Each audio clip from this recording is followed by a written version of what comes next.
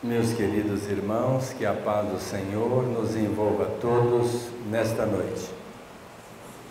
Eu queria agradecer o convite costumeiro desta casa, aproveitar para parabenizar os seus dirigentes, seus trabalhadores, na figura do nosso irmão Navarro, que sem dúvida nenhuma esta casa é um oásis meio ao deserto, é um porto seguro para aqueles que transitam nas redondezas, no plano físico e espiritual, e é sem dúvida também um pronto-socorro para os doentes do físico e da alma. Então, a nossa reverência, nosso carinho e a nossa gratidão por tê-los como companheiros, sobraçando esse trabalho maravilhoso que esta casa faz. Sem dúvida nenhuma que também não poderia ser diferente por levar o nome do nosso baluarte do Espiritismo, que é o nosso Chico Xavier. Que nós temos que ter o carinho, a preocupação de divulgar o seu nome, porque na grande maioria das vezes as pessoas adentram a uma casa espírita, não é porque estudam a doutrina, não é porque leram um livro, é porque se espelharam numa figura que conseguiu arrebatar essa criatura para vir à casa espírita. E nós sabemos que o Chico é o grande patriarca da doutrina. Sabemos que ele começou lá nos tempos idos para continuar aqui em Uberaba, trazendo esse manancial de bênçãos para nós. E um dia nós todos iremos nos questionar, mas o Chico esteve na Terra? Sim. No Brasil, em Pedro Leopoldo, em Uberaba, sim. E nós não tivemos a graça de compartilhar com ele da sua vivência de uma maneira muito imediata, muito próxima, como o nosso Higino, que virá aqui sábado para falar do seu convívio com essa grande alma. Nós sabemos que cada espírito tem uma particularidade na escrita, como existem individualidades também dos encarnados, cada um com a sua aptidão, com a sua maneira de ser, buscando atender os seus anseios. E dentro do movimento espírita nós encontramos algumas almas, alguns espíritos já desencarnados, que se incumbiram de trazer para nós informações maravilhosas, para que nós pudéssemos fazer uma viagem de volta de uma maneira mais confortável, porque a grande problemática nossa é a ignorância, e a grande libertação do espírito é o entendimento, a sabedoria, o conhecimento da verdade. Humberto de Campos retratou muitas verdades para nós outros que aconteceram aqui na Terra, como também no plano espiritual, através dos seus contos maravilhosos. Cada conto de Humberto de Campos é uma viagem que nós fazemos na trajetória do tempo para amealharmos conhecimentos tão importantes para a nossa vida espiritual. André Luiz primou por divulgar, devassar o mundo espiritual, mostrando para nós o que nos espera do lado de lá, de acordo com o nosso comportamento do lado de cá. Emmanuel falou sobejamente sobre o Evangelho de Jesus, sobre os ensinamentos de Paulo, romances indescritíveis, como Paulo e Estevão, como 50 anos depois, Ave Cristo, Renúncia, e tantas outras obras que nós sabemos da grandiosidade de Emmanuel pelo retrato seu na escrita nesses livros. Todos através do nosso querido Chico Xavier. Mas Joana de Ângeles, através de Divaldo, também trouxe um grande contributo para o nosso acervo, dissecando a mente, a nossa condição psicológica, o que significa o nosso poder mental, como nós devemos nos comportar diante da vida para darmos um bom espetáculo no trampolim da vida. E ela escreveu, através de Divaldo, tantas obras, não vamos mencioná-las, são tantas, mas uma delas tivemos a oportunidade de estudar e que achamos muito pertinente para a nossa análise no dia de hoje, que é o Despertar do Espírito. Ali ela coloca que, embora a evolução tecnológica tenha sido assim fantástica, o homem e a mulher continuam pobres, paupérrimos de emoção, porque ainda somos muito voltados para o ego, para o eu, para o aqui e agora, quando nós deveríamos nos despertar para a realidade do Espírito, que é o trabalho que nós temos que fazer para evoluirmos espiritualmente. Tanto é que Roberto Assagioli, ele falou da psicossíntese ou mentossíntese, que é a mesma coisa. Nessa psicossíntese ele faz referência ao ego e ao superconsciente, dizendo que nós temos dois eus, o eu persona e o eu divino.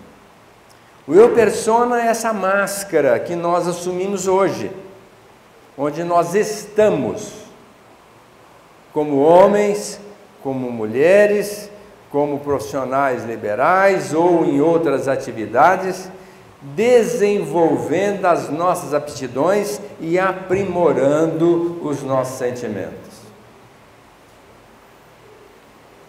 E isso tudo é em cima do nosso ego. E ainda temos o eu divino, que é um chipzinho que Deus coloca dentro do nosso espírito, que vai nos atrelar a esse ego e vai fazer com que nós criemos uma condição para a unicidade com Deus.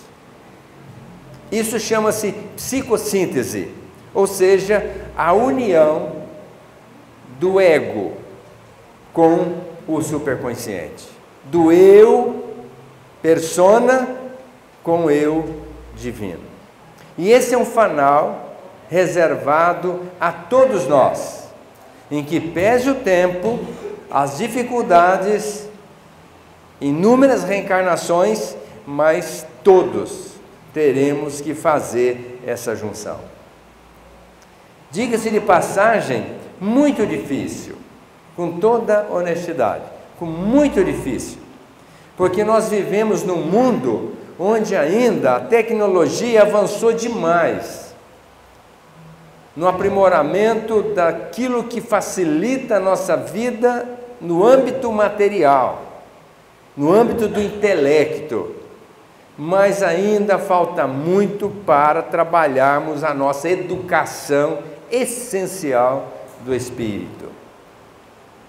A começar que nós somos arrastados pela elitização do mundo, quando não somos desvirtuados pela nossa criação dentro do nosso lar. Quantas pessoas que estão aí medindo forças para ter o poder, para ter o mando, para ter a glória, quando, dentro de pouco tempo, vai desencarnar. E tudo fica, materialmente falando, até o nosso corpo. A única coisa que nós vamos levar são os nossos atos, bons ou ruins, que construímos durante uma vida. E o que é pior, além dos pais não ter uma formação para educar os seus filhos, ainda esses filhos se desvirtuam no contato com as pessoas que são eminentemente materialistas.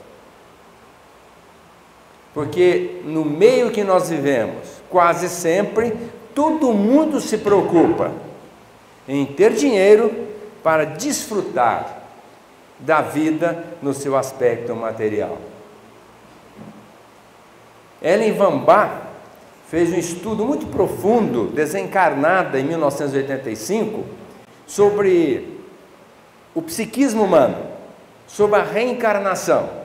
E através da regressão de memória com os seus pacientes, que ultrapassaram em muito de milhares, ela pode depreender que 80% das criaturas que reencarnam visam única e exclusivamente se afinizarem na lei do amor com os outros, com quem vão estabelecer vida de relação. E quando nós chegamos aqui, já os pais dizem assim: você tem que ser doutor, tem que se formar, tem que ganhar dinheiro para poder ter uma vida boa, para não ter essa vida difícil que eu estou levando. Quando Jesus foi claro: aquele que perder a vida, ganhá-la-á, e aquele que ganhar a vida, perdê-la-á. Logicamente se referida à vida material, porque quando não podemos atender dois senhores, a Deus e a matéria, quando nós privilegiamos a matéria, nós estamos nos distanciando de Deus. Quando nós deveríamos nos aproximar de Deus e procurar distanciar da matéria. Usarmos-la sem sermos escravos dessa matéria. Porque a vida passa tão rápido. Ontem eu estava de calça curta. Hoje eu já ostento meus 70 anos, já com a passagem comprada de volta para o plano espiritual, só apenas esperando o carimbinho divino.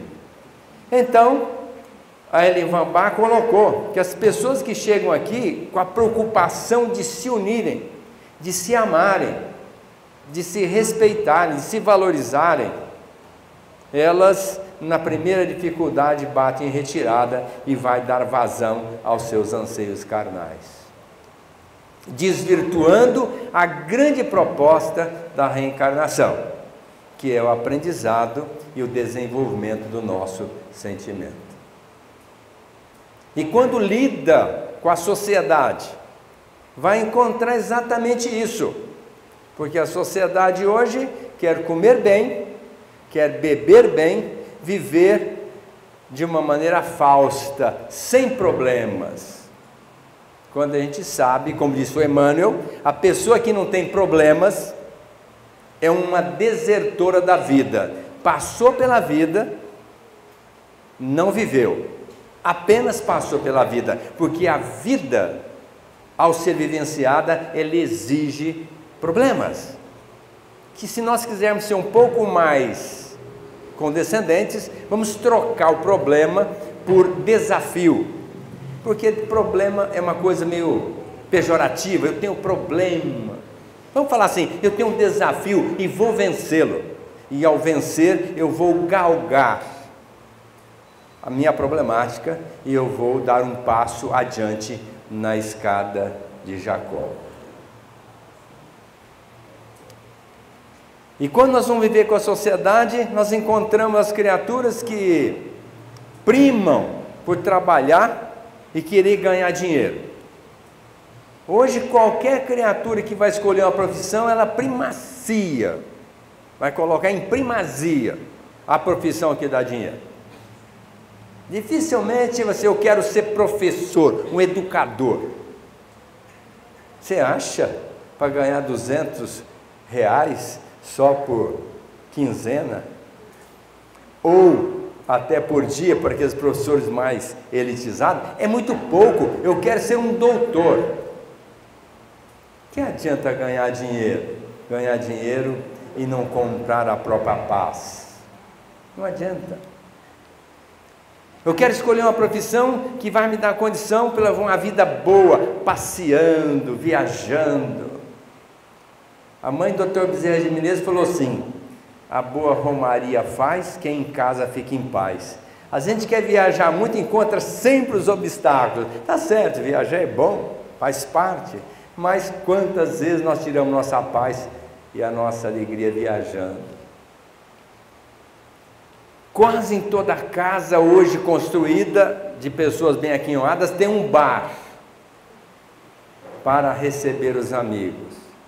Quando a gente sabe que quando a gente bebe à frente dos filhos, nós estamos criando uma potencialização naquelas criaturas de se tornarem adictas em tempos curtos, bastando entender que, como está essa mensagem que eu tive a felicidade de ler, a educação no lar, os pais ensinam muito mais pelo exemplo do que pela palavra. Então, quando o filho vê o pai, no final de tarde, tomando um copo de bebida, ele certamente vai, no seu psiquismo inconsciente, agregar. Quando eu crescer e tiver condições, eu quero curtir a vida com meu pai, bebendo com meus amigos, para mais tarde sofrer as consequências de ver um filho alcoólatra, que é uma das piores coisas que eu já vi na minha vida. É um pai tentando tirar o filho da adicção. E se não bastasse, é uma porta aberta para a viciação, porque não basta mais o álcool, já não dá mais graça, vai partir para a droga. Os lares elitizados vão para a cocaína, mas os lares que também foram acostumados na pobreza, no sofrimento e na adicção, vão buscar o crack. A diferença está só da cocaína para o crack, mas continua a mesma coisa. Lá fora, os elitizados vão usar talvez um fumo de Havana. Aqui eles usam fumo que nem procedência tem, mas não muda nada. O rico usa o uísque, o pobre é a pirassununga, é a pitu, é a caninha. É a maior das bebidas, é a mais consumida no nosso país, é a pinga, é o aguardente de cana. Para que nós não tenhamos o dissabor de ver os nossos filhos viciados, nós teríamos que ter a cautela de cuidar da nossa bebida dentro de casa.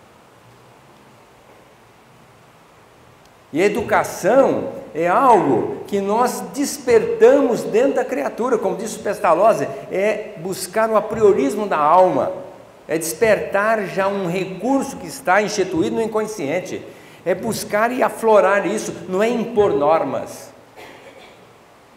E depois nós deixamos de dar o exemplo, de conversar com nossos filhos e queremos que a escola, que tem a obrigação de instruir, não de educar, venha consertar nossos filhos. Não vai conseguir. E o Salomão tinha uma colocação que eu acho pertinente. Ele disse assim: nós devemos fazer com que os nossos filhos tenham medo de nós na infância, tenham amor por nós na adolescência, para ter respeito na fase adulta. Hoje, eu estava às pressas passando pelo Hospital Beneficência, uma senhora com 2 crianças, pegando um exame, onde se entrega o exame, e os meninos estavam fazendo alguma coisa que eu não sei, e ela disse assim: menino, não faça isso. Eu fui me aproximando: menino, não faça isso. E ela, logicamente o menino obedecendo, foi lá e puxou o cabelo dele. E ele não titubeou, foi atrás dela e puxou com toda a violência o cabelo da mãe. Não sou apologista da violência, mas da autoridade, porque o pai e a mãe têm que ter autoridade. Os filhos hoje não têm autoridade dos pais. Não faça isso, menino. Não faça isso, menino. Ó, se você fizer isso, eu vou fazer isso. E isso, o menino faz e a gente dá risada e acha que está tudo certo. Eu acho que não. O Cristo diz que a sua palavra seja sim, sim, não, não. Não é dizer, não, o que passa disso provém do maligno. Nós temos que ter coerência. Sim, não. Por isso nós temos que estar no equilíbrio, com a razão, com a lógica, para também falarmos com acerto. Se nós deixarmos nossos filhos, que formam a personalidade em 75% aos 5 anos de idade, à deriva, podemos estar certos, nós vamos ter problema mais tarde. Então a educação começa dentro de casa e muito cedo, acima de tudo, pelo exemplo dos pais. Às vezes aquele pai ausente, não fisicamente, porque às vezes trabalha até fora, viaja, mas eu estou falando ausente, psicológica, moral e espiritualmente na vida dos filhos. E quando não, fisicamente, porque hoje as grandes delinquências aí nos bastidores é por conta dos pais ausentes. Eu estou falando pais masculinos, que assumem o compromisso da educação dos filhos, pelo que nós vamos responsabilizar no plano espiritual, e chega aqui, batem retirada e larga os filhos, a Deus dará. E aí virão as consequências que nós sabemos pela experiência, pela vivência do dia a dia. E mães omissas também, que muitas das vezes querem ser boazinhas para talvez compensar a ausência do pai, a autoridade do pai, querem ser boazinhas, acabam sendo coniventes com situações indesejáveis, comprometendo a educação dos filhos. Isto, quem falou foi a Joana de Ângeles. Eu estou apenas reprisando o que ela colocou para nós. E nós disfarçamos muitas coisas com a chamada multipersonalidade. Quantas vezes dentro de casa nós somos tiranos e lá fora somos dóceis, mansinhos?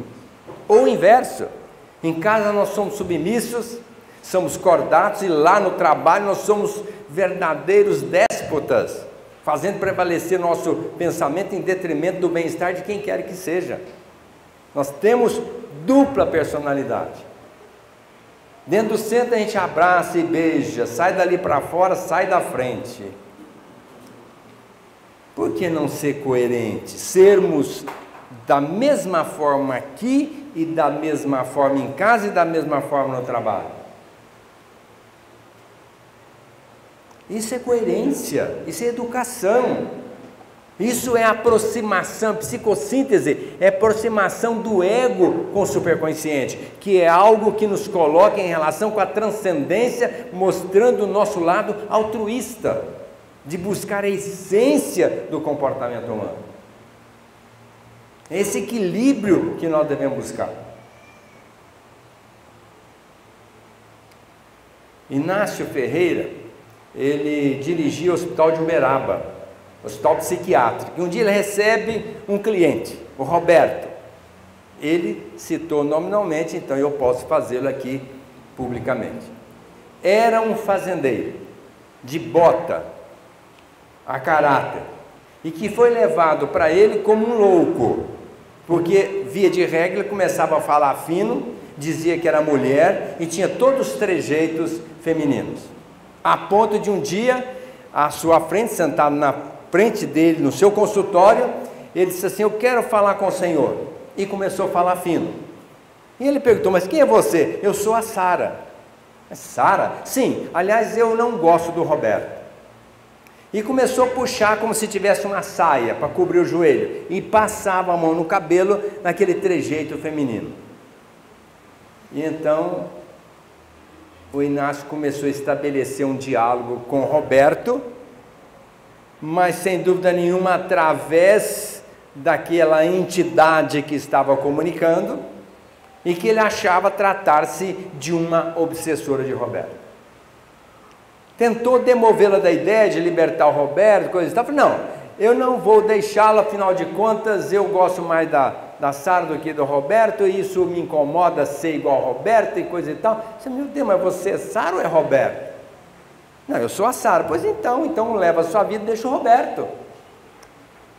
Achava que era um processo obsessivo. Até que um dia, na reunião mediúnica, o irmão José disse para ele, Inácio, reveja o seu diagnóstico. Sara é a reencarnação do Roberto numa existência anterior, quando era dona de um bordel. Então, não é obsessora do Roberto, é apenas um animismo. Ele está retratando uma vivência no passado através da sua consciência embotada pelo álcool, que ele era etilista. Então, comece a trabalhar esse lado. Até que um dia, o Roberto recebe, entre aspas, uma entidade, uma criança, que dizia estar comunicando, porque outrora ela fora abusada, morta e jogada num poço. E aí o Inácio depreendeu por ele mesmo que não era uma obsessão, nem era um espírito, porque uma criança que em tempos idos, bem longe, for abusada, jogada num poço, ela já teria sido resgatada pela espiritualidade, e não estaria ali comunicando daquela forma. Então ele leva o problema para o irmão José e diz assim, é a reencarnação do Roberto antes de Sara, quando foi uma criança realmente mutilada. Na mão do melhor psiquiatra, era um psicótico, um esquizofrênico, ou no mínimo, um obsediado na mão do espírita que ainda acha que tudo é obsessão. Porque hoje já consta no CID, Código Internacional de Doenças, a obsessão por entidade espiritual. Pelo menos nisso os médicos já estão um pouco mais abertos para ter essa consciência e tratar com o assunto. Mas se nós não entendermos dessa multipersonalidade que Maslow, um psicólogo americano, fez questão de retratar, através dos estudos que ele fez na época, Charcot com hipnotismo, através da regressão, também conseguia esse tipo de informação. E também Jean-Pierre, que era um discípulo de Charcot, também falou a mesma coisa das multipersonalidades. Então, se não fora através dessas criaturas, Maslow falou claramente que nós temos múltiplas personalidades. São máscaras que nós usamos, principalmente a máscara da mentira, que infelizmente ainda se usa muito. Na frente, a gente é uma coisa, atrás é outra. Ou atrás é uma e na frente é outra, usando a mentira. Quando a gente deveria ser um pouco mais coerente com a verdade que liberta. E por conta disso o homem vai assumindo posturas infelizes. Este homem que quer suplantar suas dificuldades, porque foi maltratado pelo pai que era agressivo, por uma mãe indiferente, e que nos maus tratos da infância teve que fazer tudo para suplantar a dificuldade, ou ficou na indiferença, se alienou, ou foi para a defesa, e se torna muitas das vezes um psicopata, se torna uma pessoa agressiva e violenta. Outro dia minha filha fez uma revelação que para mim foi um choque, que ela é psiquiatra e falou, pai, você sabe quantos psicopatas tem no mundo? Eu falei, nossa, deve ter bastante. Não, pai, não é bastante, são 6% da humanidade. E eu disse, não é possível. Rio Preto tem 500 mil. 500 mil, se eu for colocar, tem 30 mil psicopatas em Rio Preto. É muita gente. E psicopata tem várias condições que retratam muito bem a sua postura. Um homem que bate numa mulher é um psicopata. Uma criatura que abusa sexualmente de um filho ou de uma criança é um psicopata. Aquele indivíduo que briga no trânsito é um psicopata. E tantas outras atitudes que a gente, não, mas ele é um nervoso, é assim mesmo. São psicopatas perigosíssimos, porque são frios, são capazes de fazer absurdidades por nada e que estão convivendo conosco no dia a dia. Então essa é a humanidade que nós estamos vivendo, por conta das falhas que nós nos permitimos no passado. Somos almas falidas e falíveis, como disse Emmanuel, e que nós precisamos trabalhar para nos integrarmos com essa condição do superconsciente. O sexo é outro problema gravíssimo, porque antes, em épocas remotíssimas, não se podia ter sexo. Muito feio, é um ato absurdo, hediondo. Diziam até que quem tivesse sexo ficava doente.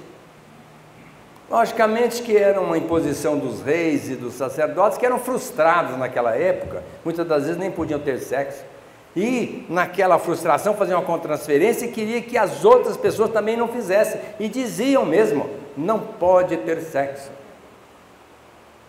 Até que o Freud desmistificou isso, teve a coragem, deu a cara para bater, enfrentando essa situação difícil da época, dizendo que sexo, o problema não é no sexo, é da maneira que a pessoa age em relação ao sexo. Porque tudo que era distúrbio psicológico, neurastenia, histeria e tantas outras doenças mentais, era por conta do sexo. Até que o Freud desmistificou isso, não. Realmente nós temos problemas mentais, psicológicos, pelo mau uso, pela maneira com que nós usamos, mas não porque temos sexo. E nós saímos de uma época de castração, porque até bem pouco tempo não podia falar de sexo. Não podia. É feio, não se fala sobre isso. Qual mãe que tinha coragem de falar sobre sexo com filha? Nem sobre menstruação não falava, que dirá sobre sexo. Pai, rigorosíssimo. Eu venho de uma região completamente machista, que é Minas Gerais. Eu sou de uma terra extremamente machista, onde os homens acham que podem tudo e a mulher não pode nada. Infelizmente é uma realidade nacional. E lá, a filha nem namorar não pode com 16, 17 anos. Estou falando que estou vivendo isso. Como não pode namorar uma filha de 16, 17 anos? Isso é machismo. E aí nós temos que conversar com a filha, explicar, sexo é uma coisa linda, maravilhosa, só que requer responsabilidade. E nós temos que passar para a nossa filha, principalmente, e também para o filho, porque a filha do outro é igual à nossa filha. Então tem que passar a responsabilidade frente à atitude sexual. A filha não pode nada, o filho pode tudo. Isso é resquício de uma criação absurda. Só que o homem, ao se libertar desse sexo castrador, punitivo, ele foi para a libertação, ou seja, para a libertinagem, que é além da libertação sexual, podendo fazer tudo e mais alguma coisa, a ponto de rotular como sexo livre. E aí mora o perigo, porque quase sempre a problemática nossa é em cima do sexo. Não esse sexo normal, natural, que nós consideramos entre duas criaturas que se amam, mas no desrespeito, na violentação de consciência, de sentimento das outras pessoas. Quando não, na ignorância. Porque outro dia uma senhora chegou para mim e falou assim: Aguinaldo, dá um conselho para minha filha. Primeiro que eu não sou conselheiro, segundo que eu não dou conselho nem para mim mesmo, porque não tem bagagem para isso. Como é que eu vou dar conselho para sua filha? Quantos anos ela tem? 14 anos. Mas o que você quer que eu dê de conselho para ela? Pois então, Aguinaldo, ela queria que eu a trouxesse para você dar um anticoncepcional para ela. Olha, onde já se viu, mineira, onde já se viu uma menina de 14 anos ter sexo? Que absurdo! E eu pensei, meu Deus, mas a senhora tem que conversar com ela. Ah, mas eu já falei, a minha maneira eu já falei, mas não deu certo. E ela quis vir aqui. Aí eu pensei, quando eu conversei com minhas filhas, que tinham 12 para 13 anos, cheguei para as duas e disse: ó, minhas filhas, sexo tem responsabilidade. É igual dirigir carro. Um menino de 12 anos dirige às vezes melhor do que nós. Mas se ele atropelar alguém, ele não tem coragem de pegar e levar para o hospital e foge. Sexo é a mesma coisa. Às vezes uma criança de 12 anos tem melhor desempenho sexual do que nós marmanjos. Mas na hora de enfrentar a responsabilidade de uma doença, de uma gravidez, de uma outra situação, ela foge procurando evadir-se da responsabilidade. Então eu falei para minha filha, para as duas: o dia que vocês estiverem maduras, me peçam anticoncepcional, eu vou dar para vocês. E se engravidarem, por favor, não abortem, porque o aborto é crime. Assumam a criança. E nisso contem comigo, porque eu vou ajudar, mas não façam aborto. Conversei com elas. E aí eu pensei, bom, eu vou falar o que eu falei para as minhas filhas, para essa criança, entre aspas, de 14 anos. E falei para ela: minha filha, tudo bem, você tem namorado? Tem. Está pronta? Tô. Aí eu falei, bom, mas tem uns pormenores. E desfilei algumas considerações para que ela tivesse essa consciência. No final, eu receitei um anticoncepcional. Pedido dela, estava madura, segundo ela, e a mãe avalizando, eu dei. Dias depois a mãe me liga: olha, Aguinaldo, queria te agradecer muito os seus conselhos e queria dizer que a minha filha não foi preciso usar um anticoncepcional. Eu pensei, nossa, mas ela usou mesmo meus conselhos, hein? Não, Aguinaldo, não é por isso que ela está grávida. Já estava tendo sexo e já estava grávida. Por isso ela queria um anticoncepcional, quem sabe ainda se não tivesse, mas estava grávida com 14 anos. Sabe o que significa uma gravidez de 14 anos? Isso é dado estatístico. A pessoa que se casa com cerca de 15, 16, 17 anos, a chance de dar certo é 5%. 95% não dá certo o casamento. E aí o que vai acontecer? Problema para quem? Para a criança, para a mãe que vai assumir aquela criança muito cedo. Qual o problema de ter sexo? Nenhum. No seu tempo aprazado, de uma maneira responsável, não é feio, não é bicho de 7 cabeças, nem mata também. Mas nós temos que conversar com os nossos filhos, amadurecendo-os para essa realidade. E quando não, a criatura em cima do sexo atravessa tudo, passa por cima atropelando todo mundo, não medindo consequências, sentimentos dos outros. E lá na frente vai chorar lágrimas amargas, porque tudo que nós fizermos para os outros é de nossa responsabilidade. Então conversar com os nossos filhos, educá-los. E tem duas fases do casamento complicadíssimas. Uma é os 6 anos de casamento, quando passa aquela fase gostosa da primavera, não é? Porque é assim, no momento que a gente casa, tudo é bonito, florido, colorido. Mas basta vir uns barrigudinhos para mudar toda a história, que aí já todo mundo volta para os filhos e esquece um do outro. Ou se não esquece, já deixa meio de lado. Ao ter a maturidade, entendendo que é uma fase normal que passa também, administra bem. Mas quando não, você esqueceu de mim, você não quer nada comigo, você já não gosta mais de mim, e o que vai fazer? Perdeu o encanto, já não está mais afim. Você não é mais a mesma, ou você não é mais o mesmo. E aí vem a separação. 6 anos de casamento. A segunda fase é quando os dois estão por volta de 50 anos. Quando aí a mulher na menopausa, queda de hormônio, já não está muito afim. E o homem ainda, aquele que é mais voluptuoso, ainda está pronto e buscando sexo e ela não correspondendo, o que ele vai fazer? Vai buscar lá fora. E aí mora o perigo, porque depois, ao ser descoberto ou gostar da ideia, abandona a família. Deixa de cumprir um programa que estava programado. Logicamente que tem o plano B, sempre tem. A doutrina espírita é fantástica porque ela cria o plano B. Ainda bem, mas aquele plano já ficou prejudicado. E não é só em relação ao parceiro, em relação à própria família, porque a família continua. Tem os filhos, tem os netos, e a gente precisa cuidar deles. Então, sexo, muitas das vezes, coloca a gente numa situação complicada. E a gente tem que aprender a trabalhar com o sexo e vai acabando na nossa vida. Ainda bem. Porque se quiser ter sexo para valer com 80 anos, infarta, vai embora cedo. Então é melhor que pare por ali e vai jogar baralho, vai jogar xadrez, vai fazer outra coisa, vai ler livro. Porque o sexo é um prazer. Vocês concordam comigo? Muito bom, por sinal.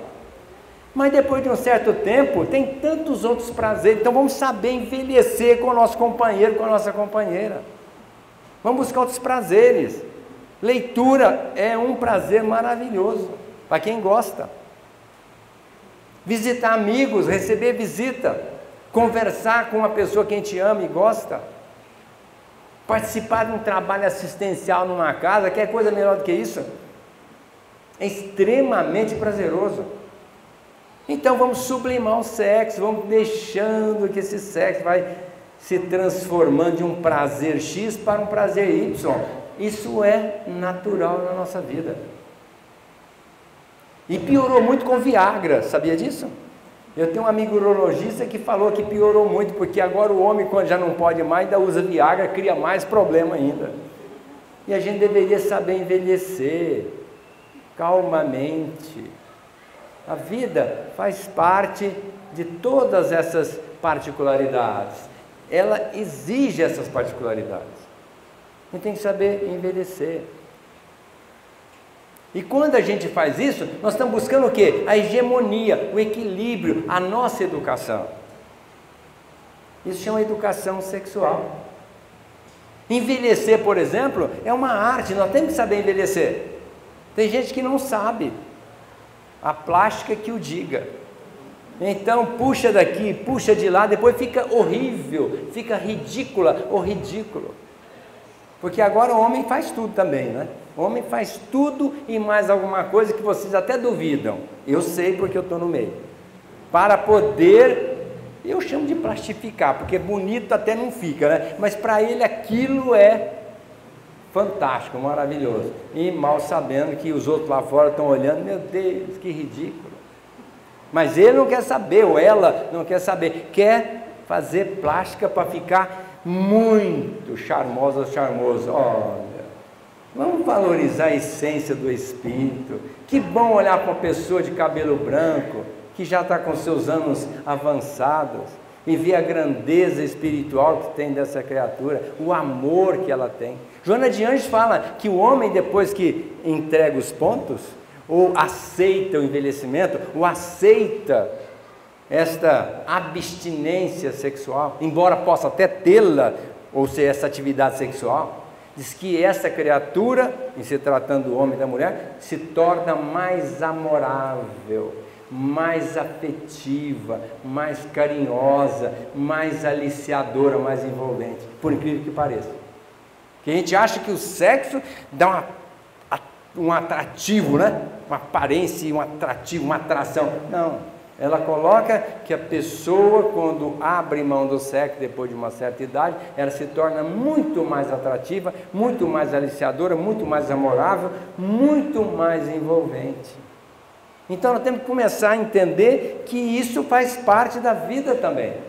Saber envelhecer com naturalidade, com tranquilidade. Tem uma parábola que eu adoro. Lógico, todas as parábolas de Jesus são maravilhosas, mas é uma dos trabalhadores de última hora. Quando Jesus chamou as criaturas e começou a contar uma história extremamente elucidativa, dizendo que um vinhateiro, dono de uma vinha, ele queria alguém para trabalhar na sua vinha.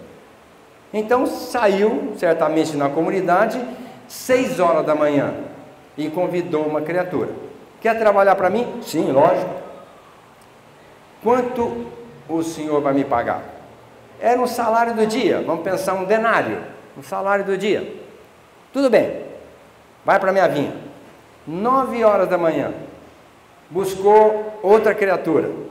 Quer trabalhar para mim? Sim. Posso trabalhar, então vai para a minha vinha. Vou lhe pagar o razoável. Já não falou um denário, que seria o salário do dia. Meio-dia chamou outro. E você quer trabalhar para mim? Sim, vai para a minha vinha. Já nem falou do salário. Até que chegou 5 horas da tarde, 1 hora antes de encerrar a jornada de trabalho. Chegou para um outro e disse assim: o que você está fazendo?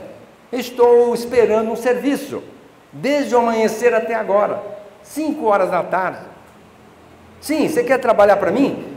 Como? Lógico, eu estava esperando um serviço, eu quero, então vai trabalhar para mim. E ele foi.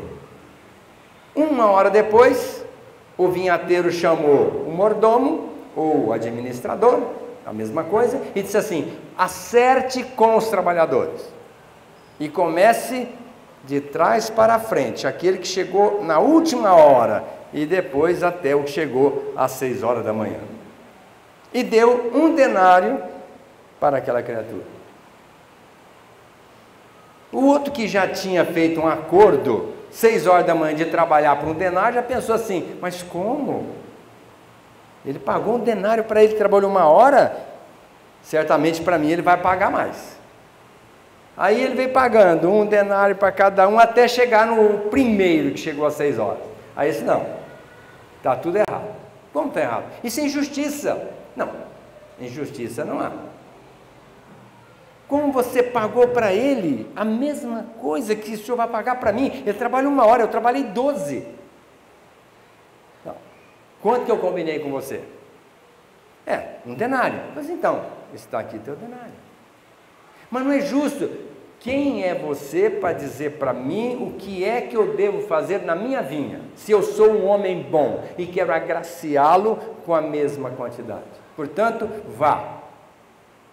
Estou acertando com você. E acrescentou: os últimos serão os primeiros. Muitos são os chamados, poucos são os escolhidos. Eu fico pensando, por que que aquele homem deu 1 denário para aquele que só trabalhou 1 hora? Se não for pensar, é meio injusto. Até eu acho que aquele que fez a observação não estava destituído de razão, se ele apenas entendesse da jornada de trabalho. Mas eu fico pensando, como é que este indivíduo trabalhou nessas 12 horas? Com afinco, com esmero, com amor, com carinho, ou só criou problema ali naquele ambiente? Porque tem isso, tem gente que vai para o trabalho e cria problema de cedo até de tarde. Ou vocês não conhecem? E tem aquele que chega na última hora e arrebenta a boca do balão. Trabalha, ajuda, faz, e até além do seu trabalho, ainda ajuda o outro a fazer o seu trabalho. Por isso, Jesus retratou na história o seu simbolismo. Os trabalhadores de primeira hora, poderíamos colocar lá Moisés, trabalhando pela causa divina, os profetas, Jesus e tantos outros avatares, para terminar em nós que somos os trabalhadores de última hora. Fomos chamados. Agora, onde está o valor do trabalho para se medir o pagamento? Na quantidade de horas que nós vamos trabalhar ou na qualidade do nosso trabalho naquilo que nós fazemos? Porque tem muita gente que faz e faz, mas para manter a aparência. E cria problema mesmo. Ao passo que muitos trabalham com amor, com afinco, onde quer que estejam. Então, nós dependemos dessa mensagem do Cristo, que o importante não é a quantidade, é a qualidade do trabalho. É como nós estamos fazendo. Nossa, hoje eu vou ter que fazer uma palestra no centro, eu estou tão cansado, meu Deus. Mas já que eu tenho obrigação, lá vou eu. O que é isso? Isso é má vontade. Isso aqui eu venho para cumprir uma obrigação. Eu venho aqui meio arrastado. Agora, quando a gente fala, eu vou lá para estar dividindo com meus irmãos, com meus amigos, a proposta de Jesus, de Kardec, do Chico, dos benfeitores, para nós nos educarmos, melhorarmos nossa condição espiritual e voltarmos melhor, que alegria vir aqui nesta casa hoje. Nossa, eu trabalho mediúnico, que chatice. Eu vou lá. É a mesma conversa, o espírito não escuta a gente fala e não obedece, ele refuta. Nossa, que trabalho mais, que rotina cansativa. Ah não, hoje não, alguém há de atender os espíritos lá, hoje eu não vou. Que trabalho é esse? Onde a gente vai lá por obrigação, sem nenhum respeito àqueles espíritos que estão sofrendo, precisando de nós, para amenizar a sua dor, o seu sofrimento, a sua dificuldade. O quanto de bem eu posso fazer participando do trabalho mediúnico. A Sueli Caldas Schuber contou uma história de um senhor de cor que disse assim: eu não venho mais no trabalho. E aí quiseram saber por quê. Não, eu venho aqui, eu fico sentado lá, eu não recebo espírito, não sou médium, não vejo espírito, não dirijo o trabalho, não faço nada, fico sentado aqui, estou indo embora, chega. Aí o espírito disse para ela, para Sueli, fale para ele que ele é a pessoa mais importante que tem no trabalho. Aí falou: o senhor não pode deixar o trabalho porque o senhor é a pessoa mais importante que tem no trabalho. Embora a gente saiba que a pessoa mais importante no trabalho mediúnico é o médium, mas ele não deixava de ser um médium. E o Espírito diz a Sueli Caldas Schuber, ele é o mais importante porque ele é o que mais ama aqui dentro.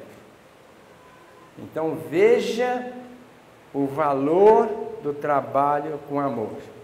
Ele era um médium que recebia as energias e transladavam-nas para aquelas criaturas que estavam sofrendo. Embora não fosse um médium de psicofonia, mas era um médium passista fantástico, fazendo verdadeiras curas no plano físico e no plano espiritual. Então, o que importa é fazermos com amor. E nós temos razões sobejas para isso. Somos agraciados pela misericórdia de Deus. Deus dá para nós muito além do que nós merecemos. Muito além daquilo que nós temos por mérito. E o que nós devemos fazer, como diz André Luiz, um simples dever, ajudar o nosso próximo. As duas coisas que mais agradam a Deus, no meu ponto de vista, posso até falar absurdidade, mas é o meu ponto de vista. Primeiro, a aceitação dos desígnios divinos. Eu acho que mais agrada a Deus é a nossa aceitação do seu desígnio. E é o que a gente mais faz, é não aceitar. Oh meu Deus, por que comigo? Porque agora, meu Deus, tire isso de mim, faça qualquer coisa, porque outro dia uma cliente minha falou para mim, eu brigo com Deus. Primeiro eu converso com ele, quando ele não faz o que eu quero, eu brigo. Então veja, qualquer um de nós gostaria que os nossos filhos nos ouvissem. O que nós queremos? Eu quero o melhor para os meus filhos, cheio de defeito que eu sou, como são todos os pais aqui, têm os seus respectivos defeitos, mas amam os seus filhos, quero o melhor para eles. Agora, se nós somos limitados, queremos o melhor para os nossos filhos, o que Deus quer para nós? O melhor. E o melhor é o que nós estamos vivendo agora. Está tudo certo. É só nós tirarmos proveito dessa oportunidade. E a segunda coisa que mais agrada a Deus, no meu ponto de vista, é a solidariedade. Quando um irmão ajuda o outro. Eu tenho 4 filhos, quando um filho ajuda o outro, eu fico demais de contente. Mas quando um filho prejudica o outro, ou fala mal do outro, ou agride o outro de alguma forma, quase me mata. A nossa sensibilidade é rudimentar, mas a sensibilidade divina é perfeita, é fantástica, é ilibada, escorreita, essencial. Então, o que mais agrada a Deus, do meu ponto de vista, é um filho ajudar o outro, é a solidariedade humana. Quantas criaturas que vivem dificuldades, que Deus quer arrumar a vida das criaturas, quer ajudar, quer fazer alguma coisa e precisa de alguém. Se nós nos candidatarmos, seremos esse alguém a ser solidário àquele irmão que precisa de nós. E Jesus foi enfático: eu vim para que tenhais vida, e vida em abundância. Mas fez um chamamento: renuncie a si mesmo, pegue a sua cruz e me siga. Aceite a sua vida como a melhor oportunidade que você está tendo no mundo, na sua vida espiritual de crescimento. É essa que você tem agora, não é de ontem nem de amanhã, é essa de agora. Bastando apenas que você tenha esse entendimento de que esse é o momento mais rico da sua vida.